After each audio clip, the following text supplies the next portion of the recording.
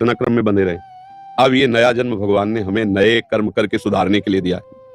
जो ब्रह्मा ने लिख दिया छठी राव के अंक, राय घटे न तिल बढ़े, रहुरे जीव निसंग। ये किसके लिए लिखा है? दुख सुख भोग के लिए। हम अपने नए भाग्य की रचना करेंगे, इसी जन्म में हम कर सकते हैं। सुअर कुत्ता बन के नहीं।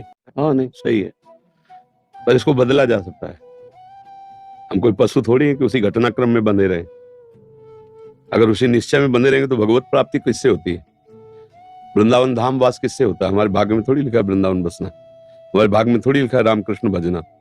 ज्योतिषाचार्य से दिखवा लो ज्योतिष, किसी की कुंडली में नहीं लिखा। अब ये नया जन्म भगवान ने हमें नए कर्म करके सुधारने के लिए दिया है।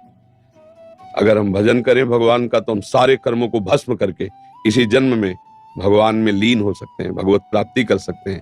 हम चाहे अपने कर्म बिगाड़ कर भूत प्रेत बन सकते हैं, सुअर कुत्ता बन सकते हैं, नरक जा सकते हैं। तो हमारे प्रारब्ध में तो लिखा सुअर बनोगे। वो तो केवल इतने शरीर का है कि इस हिसाब से तुम्हारी मृत्यु होगी, इस हिसाब से तुम्हें वहां जाना होगा, इस हिसाब से तुम्हें ये भोग मिलेगा, दुख सुख का, आगे के कर्म का नहीं। ये छूट दी गई, नहीं तो मनुष्य और पशु में अंतर क्या रह गया? तो ये तो सत्य है। जो ब्रह्मा ने लिख दिया छठी राव के अंक, राय घटे न तिल बढ़े, रहुरे जीव निसंग। ये किसके लिए लिखा है? दुख सुख भोग के लिए। अगर दुख सुख भोग के लिए हम लेके बैठ जाते हैं तो हमें और पशु में अंतर नहीं। हम मनुष्य शरीर में भगवान के अंश है। हम इस दुख सुख की परंपरा को नष्ट करेंगे, मिटा देंगे इस दुख सुख की परंपरा को, और इसी जन्म में भगवान की प्राप्ति करेंगे। हम अपने नए भाग्य की रचना करेंगे, इसी जन्म में हम कर सकते हैं।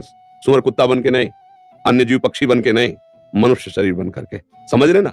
हाँ, जो चाहो कर सकते हो, भगवान को अधीन कर सकते हो, तो फिर रह क्या गया? पर चाह गलत करोगे तो फंस जाओगे। अच्छी चाह करो, दूसरों को सुख पहुंचाओ, दूसरों के काम आओ, भगवान का भजन करो, भगवान को प्रसन्न कर लो। जिसके प्राप्त करने के बाद फिर कुछ प्राप्त करना बाकी नहीं रहता, वो भगवान श्री हरि हैं। तो ये बात स्वीकार करो। बार बार हम इस माँ के गर्भ में जाना, फिर पैदा होना, फिर प्रारब्ध भोग भोगना, ये क्रम चलता रहा, अब नहीं चलेगा। अब मनुष्य शरीर मिला, इस क्रम को मिटा देंगे हम। किससे? भगवान के भजन के बल से। भजन नहीं है तो बातों से नहीं मिटता ये। हाँ, अवश्य में वो भोगतव्यम, फिर भोगना पड़ेगा।